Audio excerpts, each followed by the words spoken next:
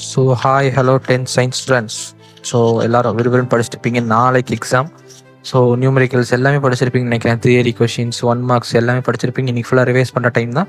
So அந்த revise பண்ணுற டைமுக்குள்ள நம்ம கொடுத்துருக்க இம்பார்ட்டன்ட் நியூமரிக்கல்ஸ் மட்டும் ரிவைஸ் பண்ணி வச்சுக்கோங்க, ஓகேங்களா? ஸோ இதுலேருந்து ஃபிசிக்ஸ்லேருந்து எப்படி கேட்டிருக்காங்க, கெமிஸ்ட்ரிலேருந்து எப்படி கேட்டிருக்காங்க, அதே மாதிரி 4 மார்க்ஸ் எப்படி கேட்குறாங்க, 4 மார்க்ஸில் எந்த மாதிரி கொஷின்ஸ் கேட்குறாங்க அப்படிங்கிற பற்றி பார்க்கலாம். ஸோ இந்த ஷார்ட்ஸில் பார்த்தீங்கன்னா உங்களுக்கு வந்து இந்த பிடிஎஃப் வந்து நான் உங்களுக்கு லிங்க்கில் அட்டாச் பண்ணுறேன். கீழே டிஸ்கிரிப்ஷனில் இதோட லிங்க் வந்து உங்களுக்கு அட்டாச் பண்ணுறேன். அதே மாதிரி நம்ம வாட்ஸ்அப் சேனலையும் ஜாயின் பண்ணிக்கோங்க. ஸோ இந்த பிடிஎஃப்பில் ஃபுல்லாக உங்களுக்கு எந்தெந்த மாதிரி 2 மார்க்ஸ் கேட்குறாங்க. ஸோ ஃபஸ்ட் கொஷின் பார்த்தீங்கன்னா மயோப்பியா லென்ஸ்லேருந்து வர்றது. ஸோ அடுத்து மோலார் மாஸ் எப்படி கண்டுபிடிக்கணும், பிஹெச் வேல்யூஸ் எப்படி கண்டுபிடிக்கணும், எத்தனை மோல்ஸ் இருக்குது ஒரு இதுலேயும். ஸோ இந்த மாதிரி தான் ஃபுல்லாக கேட்குறாங்க 2 மார்க்ஸில்.